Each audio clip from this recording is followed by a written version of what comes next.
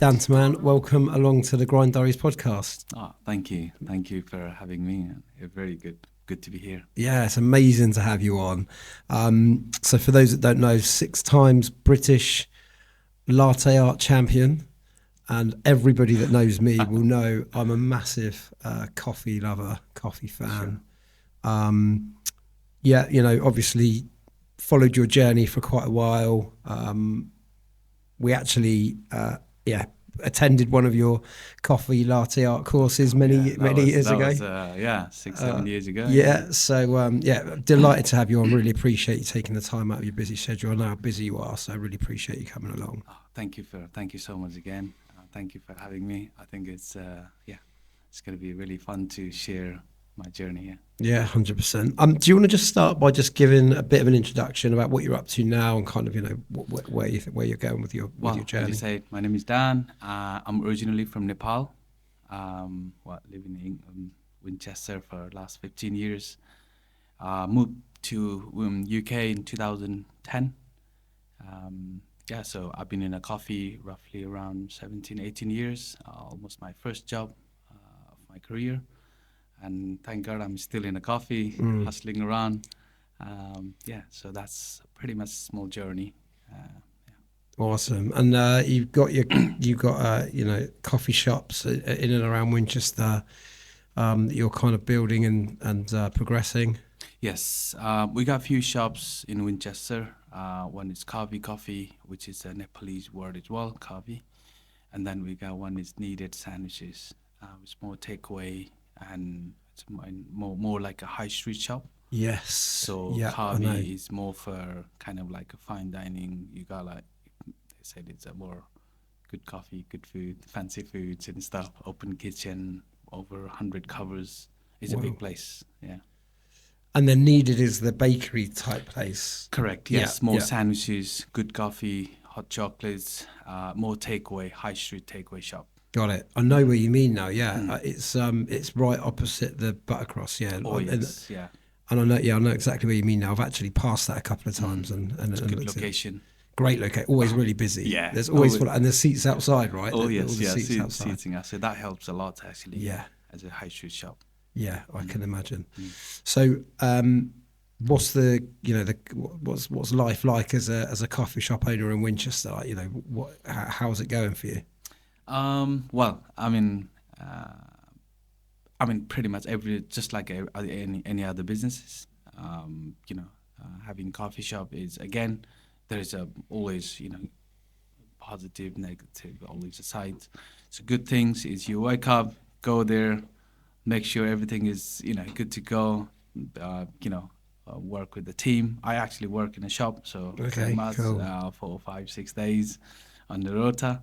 So I like to be behind the bar, serving customers and stuff, rather than sat somewhere with the laptop. Yeah. So I don't think so. I don't think so. I have that much work with the laptop. So that is a reason also good to be on the floor. Yeah. And it's always work with the teammates. Always is the best way to train them, of course, and team can learn from me, and I'm learning from them and stuff. I think it's a good place. Yeah, definitely. And I'm, desperate to get better at my latte art. But I guess a lot of people are kind of coming to the shop because of the. People expect good latte art. Yeah. For sure. 100%. Yeah. So the funny thing is, I got a lot of guys better than me in latte art. Really? Believe it or not, honestly, yes. Is that because you trained them though? I think it's yes, some part yes, but it's a kind of the environment we create is very competitive. Okay, cool. I love that. One wants to be better than others and stuff. And then the funny thing is, every single time when we serve those coffee, even if I don't make, I always get the credit, which is a good thing. I can see So, that. Yeah. So the culture we build is kind of like we learn each other in a good way. There is a competition between us, like our colleague. Between all baristas, we always wanted to be better than others, but in a good way. So in that way, we push each other to be better. Yeah, I love that, and that's a great environment in any Oh business. yes, In any absolutely, business, isn't it? absolutely. Just to have that kind of competitive, banterous kind of competitive environment. Yes. Yeah, I've worked in them before, and it's definitely where I've done my best work Mm-hmm. because you're constantly being pushed to Correct. do more. Yes, of course. Yeah. So it's yeah, amazing. Excuse me. A question that I ask everybody that's on this podcast: what is your definition of success? Definition. Probably a lot. To me, success is many. You can describe in many ways. Hmm. Personally, success is more staying. I'm thankful and I'm happy. I'm thankful what I'm doing, and you got to be thankful. And what next? It's a kind of mindset. There is no success doesn't have a boundaries. Hmm. I think, in my opinion. For example, I was born and raised in a village in Nepal, far from Kathmandu, and there is no electricity. I've never seen a car, bus, whatever. No way. Yeah, of course, and no TV and stuff. Then I went to Kuwait, and that was a success for me. I was happy, even happier. And then from Kuwait to move to UK, that was a success. But there is a lot of challenges. I didn't speak English. In 2010, believe it or not, I did not speak English. Wow. Correct, yes. And be here in this country was success to me because of, whole my family members, and I was the first person to, go to abroad, especially UK. Mm. And it was a tough one, and I was there. I was the one of the first one, and that was a success. But there was a lot of challenge, you know what I mean? Yeah. Learning English, and I had to find the way how to learn English, how to be a good barista, and those things. So become a manager in a cafe, that was a success. But that wasn't enough. You want to be latte art champion, that was a success. You know what I mean? You become a champion in England, but you want to be in the world. You want to go to world. So I went to world, and being on the world stage was as a barista was a success. Do you see what I Yeah. mean? And that doesn't stop. I write the book. I publish book in English I've got it actually. I've in got your book. 2017. Yeah, Within it's a 7 years, brilliant book. so I published the book because I wanted to make it something impossible to make it possible. And opened cafe in 2016, a small cafe, and then that became I don't know 14, 15 shops within 5 years. Wow. That was a success. It's a journey. Success is a journey to me. It depends how you see it. Now we have a Carvey, one of the busiest cafe in south of England, and that is a success too. So what I'm trying to say is success is a journey. Yeah. Yeah. It doesn't end. And if you take it as people take a different way, and I don't take it as oh my God, I got everything.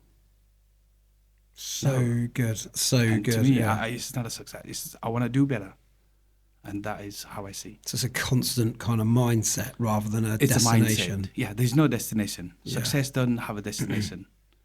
That's my opinion, but it's a mindset. Yeah. But the most important is you got to be happy and thankful what you have. Yeah, I love that. I really love that. And I can see, I mean, that's incredible. Just those little snippets that you've given us there, coming over from Nepal and not learning English and stuff like that. We'll get right into that because, that's an incredible journey. But it was a big challenge. Learning English was obviously there was so many things from start to right now when I'm speaking in English, and that was a big challenge. The fact that I never went to college or university, so. But what I did is I always believe self-learning. I always try to learn. How can I speak better? Good English, and that was the question. I always think about, oh my God, like there's so many Nepalese people I used to hang out, and they always speak very good English. I was like, how can I do that? Is it even possible? But I always think that there must be a way. like watching YouTube, watching like English movies, and reading books and the news and stuff what you like, and that become those starting when you start. In my opinion, it's a hard thing, harder. But when you make it like a habit, when you repeat, keep doing all the time, so that means that will become a one day. It's a kind of your lifestyle. Yeah. Like for example, even today, I don't. I read every day, like BBC News, like especially BBC Sports, because otherwise it's boring. If you don't like reading, you're forcing yourself. So I like sports, and I read everything every day, and that is my part of my day, how they start, Yeah. and that will make you like a better for your English. So that's the kind of things, you know. Yeah. Yeah. I think it's great. And I think it does take a really strong mindset, right, though, because, you know, especially with the challenges that you've come up against, because they're you know, I think they're bigger than normal challenges, right? I think challenge makes us stronger. Yes, that was kind of where I was. Yeah. Yeah, that's kind of what I was trying to get to. Yeah. You know, like the challenges you faced coming from, you know, Nepal, where you'd never seen a car, or Yeah, you know, I mean, in that's the village, yeah. just nuts. You know, I know. And you were what, 15, 16 Yes, before you left? 15 when I finished my school, and then so moved to Kathmandu. So is that off on your own? Yes, I mean pretty much. My father was there, but course. they were like they never always there. Like they were. So my whole family live in a village.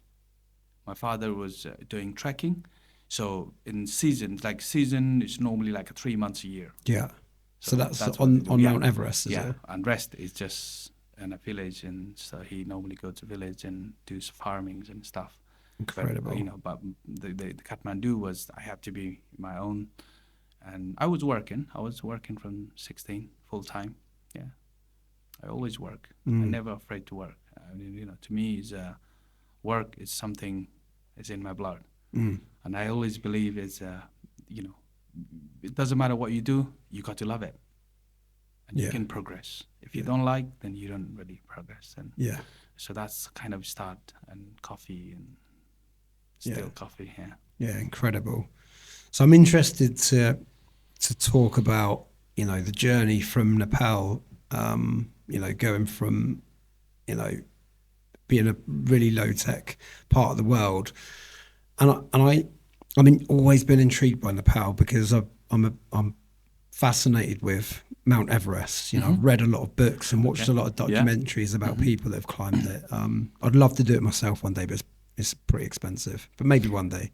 Probably, yeah. But you know, learning and understanding about, you know, the culture and the way of life in Nepal, it's so far away from the UK. Oh yes. You know, like how have you adapted to spending 15, 16 years in Nepal and then ending up in the UK? Like how did that transition go?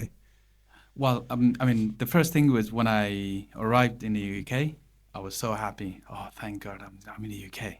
It's the best, so probably one of the best country in the world. I'm here. It's a dream country, yeah. Like many Nepalese, dream country, be in the UK. But there is a challenges, a lot of challenges, a lot of things. And so next thing is kind of like I used to move a lot of places. So basically, I came here because for me, it's impossible to come in the UK. So what I did, I got married in 2010. just like within few months, I moved here with my wife. Right. So she came here as a student, so I was with her as a dependent.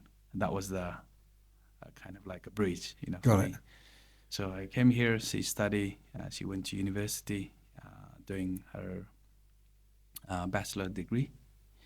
And then, so I was looking for a job. I was working in a cafe in London, coffee shop. But honestly, those days was incredible. Like it was real tough. It was the real tough kind of like a daily base. We used to move house like every 2 months, every 3 months. and we didn't have like even day one. My wife, when she did the first her assignment, she didn't have a laptop. Wow. Oh yes, honestly, and it was a tough one. It's a later Nokia mobile, and she did those things. Right. Yeah, and but same time as a husband, you feel bad, like oh my God, I couldn't Yeah. provide her. I understand. Yeah, yeah. And but in my mind, one day I will do it. I'll buy whatever she like, and that was the kind of thing. And it was that to get here, it will cost a lot too, like fees and stuff. And so, but we personally, to me, I never afraid to kind of like those things, challenges. And one thing in my mind, from even like such a young age, I always think the problem is I'm bigger than my own problem. That was my thing. I always tell myself, I am bigger than my own problem. And then, so that was the thing. So I used to work like 6 days, 7 days, honestly, in London. Just grafting in the coffee shops. Absolutely, work. And is that where you learn about coffee? Is that where you started to? No, I started in Kuwait. You started in Kuwait. Okay. Yeah, I was around 19 years old, and so I went to Kuwait for barista. Like they said, that was like, oh, we're looking for coffee maker. So in Nepal, a lot of it's a kind of like a culture. So when you are 19, 20 years old, you wanted to go abroad. If you have a good education, you go to European countries like UK, America, or other European countries. Right. But if you don't have a good academic education, then you tend, that time, I don't know. So I couldn't, there's no impossible to go to Europe to me because I didn't have an academic education. So I had to go to Kuwait. Got it. Yeah, just for work. And in Nepal, we didn't have enough kind of resources to get good jobs and stuff. Right. And so that's why I went to Kuwait. And it was actually the wages, you'll be surprised. I used to earn roughly around £100 a month, 6 days a week. Wow. Correct. Yes, you hear right. Wow. Yep. But to me, it was way more than in Nepal. Mm-hmm. In Nepal, same time I was working, 18, 19 years old, I used to get around £10, £15 a month. Jeez. Correct. And go to Kuwait, around £100 a month was good life, right? Yeah. Well, compared to Better. 10 or 15, Yes. yeah. So that was a kind of thing, differences, and worked there 2 years. And then, so went back to Nepal, finished my contract, and I went to Nepal.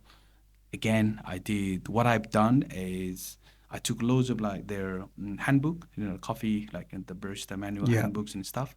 And I put together, so I used to teach coffee as well in Nepal. I did around 6-7 months. I teach coffee as a barista trainer. And then I used to work in a bar as a bartender. I was young, 22, 23, yeah, 22. And then, so. Yeah. So you kind of went away, come back to Nepal, and I think you mentioned it's a bit of a cultural thing that people go to abroad. Yes, people go abroad because more than cultural is we don't have enough kind of like opportunity. Got it. Yeah, here when you are 20, 16, 17, 18, 19, 20, whatever, if you want to work, you have a job everywhere. You can earn decent amount of money, right? But there, it was hard. It's hard. I'm guessing it's still hard. I'm sure.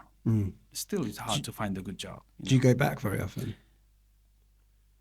In 15 years, I've been 4 times. Right. Okay. My parents is still there, so. Yeah. That's cool. It must be a cool place to go back to, though. Oh yeah, now it's different, Yeah. So you have a kind of like I hang out with probably different people, different surroundings and stuff. It's a very different now when I go back. Kind of like my surrounding will be completely different than before, and obviously, I don't know. I think it's a time probably. Yeah. Kind of times move on and push on. So cool. Really interested then to understand once you, I guess, kind of got into London, started working in the kind of the coffee environment, I guess.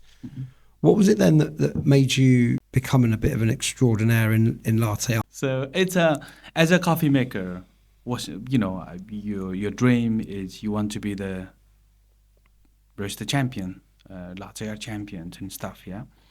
And so I knew it. There was a lot of people I used to watch on YouTube and Facebook. There was some UK barista champion, UK latte art champion.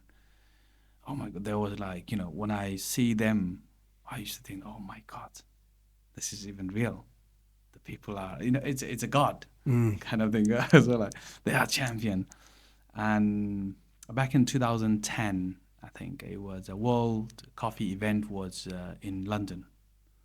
It was in Oxford, I think, at Olympia. And then, honestly, I went there. Even I didn't go inside that time. I didn't get a chance to go inside. From even outside, I was thinking, oh my God, this is the place I want to be one day. I would do anything to get here. And that was my goal. And I did a lot of the kind of news. I think Japan won the world latte art championships and stuff. I always think one day I'm going to meet her or I'm going to be on that stage. So that was a kind of like goal. I set myself one day I want to be on the stage. And 2013, so I register myself, and then I compete the barista championship, by the way, that time.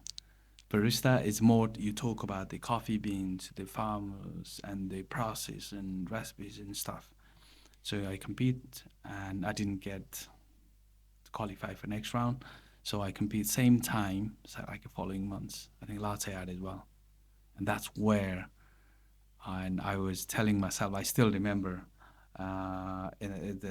we have a little backstage where you prepare all of them stuff. Yeah. I was telling myself, my God, there was 8 minutes you have a perform on this stage. I was telling myself, oh my God, this 8 minutes could change my life. And then, so how do I control this? That was my question, one little thing. Not because I wanted to perform there, and I have a pattern, I have a design, I have a presentation, everything with my own way. I didn't have a coach and stuff. But I was convincing myself that this 8 minutes will change my life. Come on. And that was my focus. And you know what, honestly, normally you get shaky hands and stuff. So honestly, that 8 minutes, I didn't get a shaky hand. That's mental. So my English was all over all over, obviously. Yeah, this is my job. I still remember that. When I see those videos, honestly, I can't watch because it's just, I was just speaking some, I don't know, random things. Really? But my confidence, I was so focused. I was just kind of convincing myself, this is everything. To 8 minutes, just give it a go. Wow. But you know what? That changed. Yeah. That was a U-turn. Yeah. It's interesting, how, because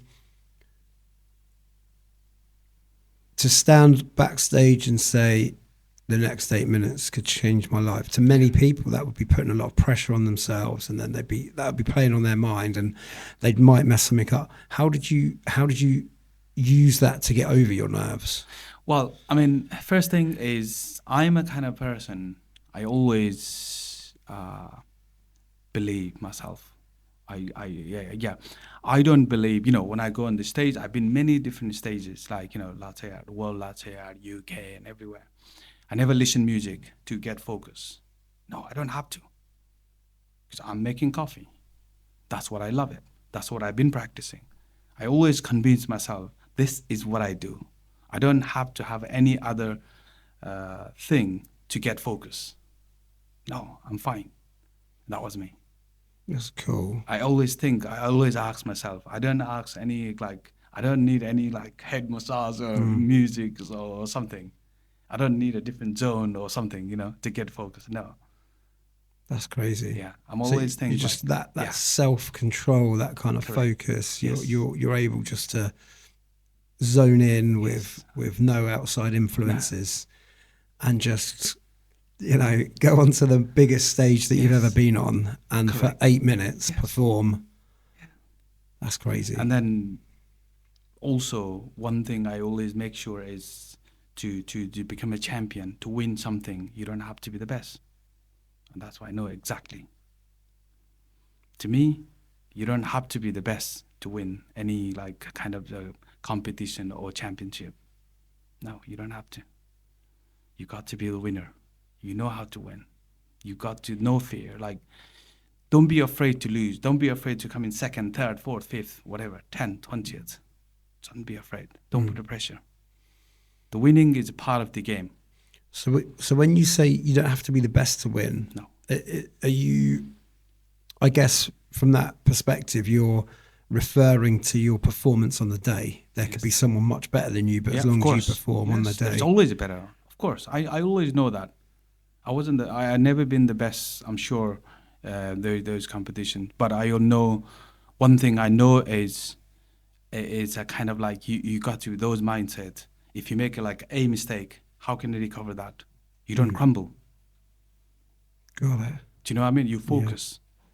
So you have a lot of equipment, you jugs and the water filters and all that thing you're playing around. If you spill the milk, what happened? Normally, you crumble. Your routine is gone. Yeah. But to me, you need to recover. No, focus there. And I suppose by kind of, in a weird way, telling yourself that you're not the best, No. it kind of removes that inner expectation and I guess removes a lot of pressure from yourself. Yeah. And then obviously you got to be prepared well. It's not just you don't expect result just like that. This is why, as I always say, result is part of the just game. Mm-hmm.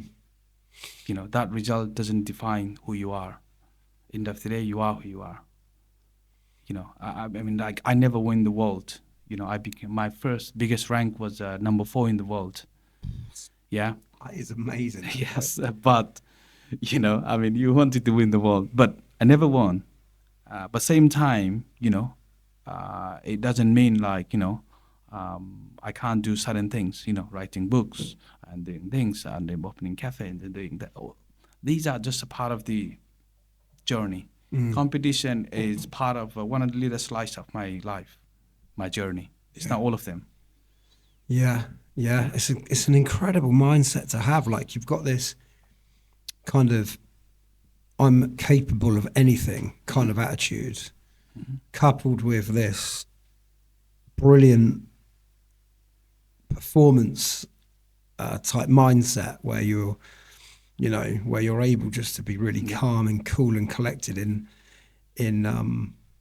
times when most people, you know, it would really cause them an issue. I kind of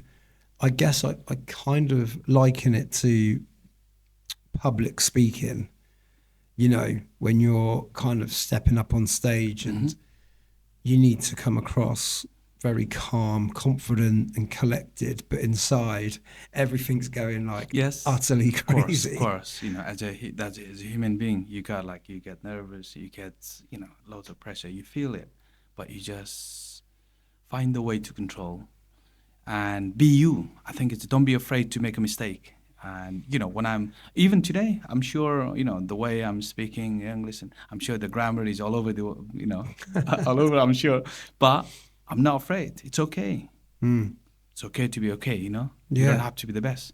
Yeah, I love that mentality. I really love that mentality. Yeah. Do you think that's what's contributed to you doing so well with the coffee shops that you're running? Do you think that's, you know, because I guess being a latte art champion and being a business owner are two completely different skill sets and pressures, but obviously that mindset, that kind of attitude. I mean, even a business, as a business owner, well, I mean, what I do differently, nothing. I do exactly the same as my other team. Go in a cafe, serve, make coffee, greet customer, hello, hi, everything, talk to the team. That's it. I think I don't feel different because I'm an owner. No, I don't feel different. I just started something. Someone has to start. Someone has to lead. Someone has to create a platform. That's it. And I'm part of that part of those team and part of those platform. That's all. Do you, when you're starting these shops up, like what's your kind of process on how you go about it? Is it, 'cause I kind of, get the feeling that you don't overthink things too much. No. You kind of go, Just do it. Yeah. just do it. I always think one thing. I always in the shop as well. Something is better than nothing. Don't overthink. Just do it. Because don't be afraid to make any mistake. Don't be afraid to do kind of breaks things, and it's okay. Just if it's like a negative side, don't repeat it. But as long as you're doing okay, you're doing right, it's fine. It's okay. Yeah, it's a great mindset to have. I think there are so many people out there that overthink, procrastinate. Oh yes, of course, and then don't end up moving forward. Yeah. So to be the person that's like, is that something that you've worked at? Is it a bit of a natural thing that comes naturally to you? Is it something that you've worked at? Becoming natural, I think, because I'm a kind of person, I don't overthink. Even when I introduce myself to random somewhere different new place and stuff, I don't introduce myself as I'm a business owner, I want this and that. No, I'm a barista. I love making coffee. That's what I do, and because of that's what I am proud of. And the business is, again, it's just a part of my life journey to lead a small slice. There's other things, I like to, I do a lot of things. I work as a brand ambassador, some of them like big coffee companies as a global brand ambassadors and stuff. But that is, again, small part of my journey. It's not everything. So it's okay, it's good, fine. And business is same thing, there's I think before COVID, we had around 10, 15 shops. People always like, oh my God, that's a lot of shops. Yeah, fine, but it's okay. You just like to make coffee. You just do what you do. That's it. I think there's no difference. That business and the winning, the title doesn't change you, in my opinion. If you meet me 10 years ago, 15 years ago, before title, before business, I'm exactly the same. And now I'm exactly the same. So I'm just probably slightly better English than before. That's all, yeah. Yeah, and that's really cool. And like I said, it's a great mentality. And I think, there's a lot that people can take from your journey, I think, because, like I said, there's lots of people around that overthink. I mean, I'm a good example, overthink, overcomplicate, want to get everything ready before you go. And you're a good example of a reason that you just go, what's the worst that can happen? Let's just Let's just go and do it. Correct. Yes. If you try to do everything perfect, if little things gone wrong, then you will be, you feel pressure. You will put a lot of massive pressure on you. But to me, this is the thing. When you do even the business, of course you want to be successful. Of course you need hundreds of, thousands of coffee you want to sell in a day. Of course you want the millions of revenue a year. But if that thing not happen, what? That doesn't end of your life there. Mm-hmm. No. Do you know what I mean? Yeah. Because if you learn something big that time, like a COVID, we used to have millions of turnover, but we closed 8 to 9 shops. But what I've learned there, I tell myself, 10 years ago in a Heathrow airport, I had 2 bags. Man, I have more than that. Fine, it's okay. I'll start again with the right time. Yeah, that is it. It's for me. Yeah, it's really powerful, and I guess people. It's difficult, isn't it? Because you get so caught up in your moment, you get so caught up in your journey. Many people would have crumbled, being at 15 shops and having to shut, a bunch of them, and it would have just been all of that. But I think you're so right in the fact that why are you looking at what's just happened recently? Why don't you look a bit further back and think, well, even now, after having to shut a bunch of my stores for a reason that's completely out of my control, but even now, after having shut all those stores, I'm still in a much better position than I was Yeah, You know, of course. I'm Yeah. I'm so much further on, and Yes. I think, you know, we don't look at ourselves in that way, do we? I think we hold ourselves to a standard of, Yeah. you know, our peak moments in life, and sometimes you've just got to step back and go, well, you know, that's where I've come from. So whilst the Correct. Yes. journey's not completely linear, I'm still on an upward trend. I mean, every day you just try to do better. Yeah. I'm interested to understand as well. So am I right in saying that after you won your first, Yep. after you became champion the first Mhm. time, you then went back and won it another 5 times in a row? Yes. So how were there? How did you approach it? Did you approach the sixth any differently to the first? You know, was there added pressure? Were there people thinking, oh, you know, he's won it 5 years in a row, he's going to win it again? Yeah. You know, was there that added Well, pressure? I mean, to me, again, so that was, normally when people win a few times, and then especially when you have become like a world's finalist, you don't really go and compete again, Yeah. in that one.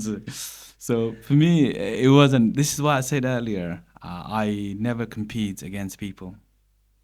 I always, and I never think about. I never plan and think about. Oh, I'm gonna win 6 years. No, that wasn't the plan. It's a journey. It's fine. I like making coffee, so you know what? I'm gonna compete again. What I'm gonna do next this year? Maybe something different. What I'm gonna give it to, something like, okay, what next? What is the contribution you're gonna do for the coffee industry, specialty coffee, the community? What are you gonna do that next? Okay, you know what? I'm gonna write another one. I'm gonna write latte art book because it seems like there's no latte art book. You know what? I'm gonna write it. But writing book was it's not a like rocket science. Every day, when you come to my cafe, I'll make a swan, I'll make a this, I'll make a that. Same thing I put in a book. Yeah. I didn't have to think. I just need to find the right peoples and stuff, and they did that. So I did have the right people. I had to thankfully, we did get together and make some. Thought, okay, let's write the book. Yeah. As a barista, as a latte art champion, okay, I'm gonna give it to a community. And then winning competition, win means what? Nothing. It doesn't change anything. Day one before winning or day after before winning, doesn't change anything. What changes it is the mindset, the what you give. When people see you, oh, Dan is 6-time champion now. Dan is 4-time champion, 5-time champion. Oh, Dan is here in our cafe. But actually, Dan is just Dan. Yeah. Do you know what I mean? Yeah. Yeah. So that's the kind of thing to me. It's that is a kind of thing. So I never plan. I never think or dream of winning 6 times. It was just a part of my coffee journey. It's really cool, and the book as well. So Yeah. how far in were you when you published the book? Were you 6 times champion then by then? 5 times that 5 time. times, Yes, yeah. 2017. Got it. Because I always, there was a time I always looking for a way of kind of like, okay, how, back in the days, I used to struggle to find a good latte art trainer, barista trainer, and how can I do this in a good way? Okay, writing book, people can learn. And I used to do lots of workshops in coffee events and stuff, many places, for free, by the way. I never get paid. So I always happy to do it, those things, because I'm a kind of person, there are so many thousands of thousands Dhan Tamang there making coffee. Yes, I had to, I don't know, kind of like find the way. But if I share my journey, whole 15 years, 10 years journey, within 10 minutes or 20 minutes, if I share, they can take something. That's Yeah. easy for them. Yeah. Easier to achieve their goals and their dreams. Yeah. And I think it comes across in the book as well. You can really, kind of tell the journey that you've been on, in a strange way, because the book primarily teaches you how to make latte art, right? Yeah. And the first one, if I remember rightly, is the heart. Yes, right? heart. That's the heart, Yeah. and then it moves on to the tulip, and Rosetta. and then by the end of it, you've got like dragons. Yes, and yeah. It's just like, Yes. how on earth do you go from there to there? It's just So one thing in the book, I don't know you realize or not, there was 8 different techniques. So my idea is anyone can make latte art. There are different techniques. It's not a design. Forget about design. It's a technique. So you don't have to be amazing barista to make a latte art. No, you don't have to. You can. It's art is art itself. It's okay. Doesn't matter what you do. It's an art. How you see it. Yeah. Yeah, but I just the creativity of it as well. Going from a simple creating a lovely heart and whatever else to to some of the things that can be created. I mean, yeah, absolutely. It's incredible. It was always the swan was the one that always fascinated me, because it's like you say, it's technique, isn't it? It was like the heart thing. Yes. It's just doing that loads of times, and Yeah. it was like I remember you showing me at your training event, and it was just like, hang on a minute, he's just done that 7 times in one go, basically. Yeah. I mean, there's a little bit more to it than that, but yeah, I mean, it was incredible, and for the fact that you wrote that book having only been speaking English 5-6 years. 6 years, yeah. Yeah, that's just... So now that book is actually in 7 different languages. Really? Yeah. Crazy. That's incredible. And I actually published another one in 2 years ago. Yeah. 23rd, 2023. Wow. Yeah. Published another one, number 2. I thought maybe it's a good idea to do it again. Yeah. So I'm working on another book, by the way. It's more for like a barista, someone who loves coffee. How do you know that coffee is good? There's just many different coffees. Mm-hmm. Yeah, that would be... I mean, because we were having this conversation outside beforehand, but it's like, I could give my wife 10 different coffees and she wouldn't... I'd be like, what's that one like? She'd be like, it's nice. It's coffee. Nice coffee, yeah. Like the actual coffee, the taste of the coffee is rarely really taken into consideration. It's about the, as we were talking about, the experience of the place you're in, the people that are making your coffee, and that whole kind of experience. Oh God, yeah, of course, yeah. It's like, this is why I say earlier, coffee shop is not just for coffee. It's for experience, the environment, and the place for networking and stuff. To me, that's more than coffee shop. Yeah, it's more than coffee. I would say. You certainly, we tend to select the coffee shops that we visit based on the vibe. Yeah, correct. The feeling that you get when you're in that coffee shop, and because we coffee lovers love the feeling after drinking a coffee. Oh, right? yes. But that comes with any coffee that you drink, really, doesn't it?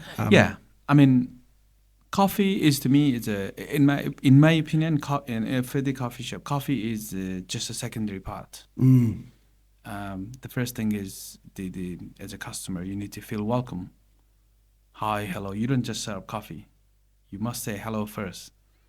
Hi, hello. Those things, Basic, isn't it? Correct. But it's so true. It's so important. I think it's to me. And then a lot of in a business, a lot of kind of like the cafes is missing those things. It's just for coffee. No, it's not just a coffee. It's more than coffee. Before you even talk about the coffee, order coffee, you say hello. Yeah. That's very important, And the environment, those are kind of like in the customer service. It's all connected to me. Yeah. And I love, what you mentioned about your coffee shop. You turn the music up a little bit and you like, get the vibe going at a certain time of day. Like, you begin instantly to understand why you got one of the busiest coffee shops in the south of England. It's like, these little things that you've done and implemented, I think you mentioned that you got a Michelin trained chef, and you know, Yes. great food and great coffee and great vibes. So it's a kind of a winning combination. So Gary, he's my business partner as well, but he's you know, the magician of food as well. So you got the magician of food and the magician of coffee all in one Wow. place. So yeah, we got coffee magician, lot of magician coffee there. Yeah, Not yeah. just me. Yeah, amazing.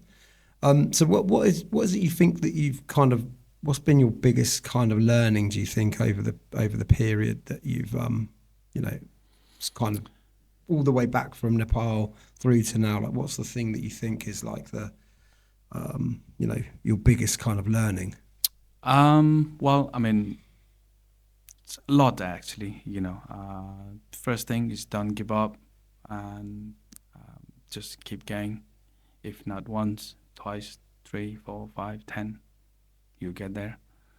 That's the most important. Even the business, competition, your career, work, whatever. You know, make sure you're not giving up is the most important thing. Another thing is a strong mindset. Make sure you convince yourself. In my opinion, if you convince yourself, you can convince others. If you don't convince yourself, you can't convince other people. That's the one thing I always think. And so most important part is like try to convince yourself. Mean trust yourself.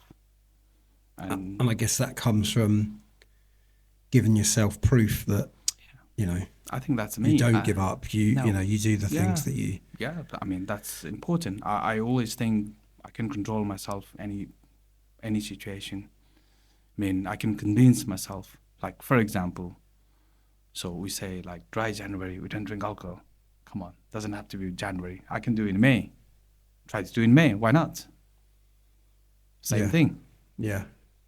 You know, doesn't have to be that. You know, doesn't have to follow the trend or pattern. Yeah. And you know, correct. that Yes. when you say you're going to do it, yes, you do that's it. going to happen. Yes, that's it. Yeah. That's a discipline. Yes. You got to have that. Discipline. Yeah. Yeah. Yeah. I agree. I've got a few quick fire questions for you, if that's all right. Yeah. see how you go on. If you could attribute your journey and everything that you've done throughout your life to one of your character traits, what do you think that character trait would be?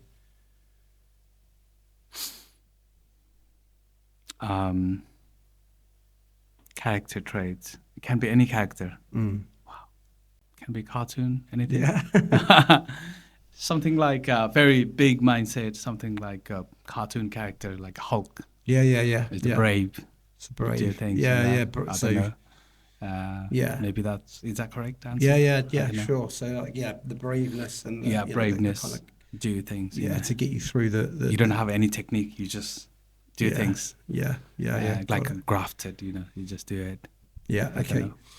know. Is there anything that you would change? Anything about your journey that you would change? No. Because I'm thankful and I'm very happy that whatever I have right now. Amazing. So if I think I'm changing, then I'm not happy. Yeah.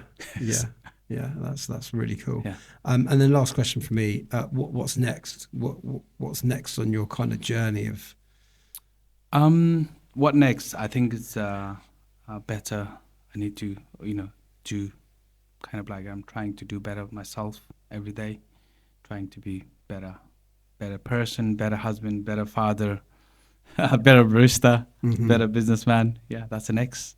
Yeah, I love that and mindset. And then keep doing. It's been incredible. Yeah. How do people get hold of you? Where do people find your coffee shops? And how? Yeah, how it's people- Carvey, Winchester, middle of the Winchester. We have in Jury Street. You can find me at Carvey or Instagram, social media. Although I don't post a lot, but social media is the key. I think these days it's a big thing, right? Yeah, so. Brilliant, amazing. Well, I'm definitely coming for a coffee soon. Definitely coming in, yeah. Yeah, I'm really looking forward to testing out Cavi. Cavi's Kavi. Have I got that right? K-A-V-I, Yeah. yes. So I'm looking forward to coming down and giving it a Coffee and try out. food. And mate, appreciate you so much. Thank you very much. Thank you so much for coming Thank you on. very much. Thank you. Thank you very you. much. Yeah.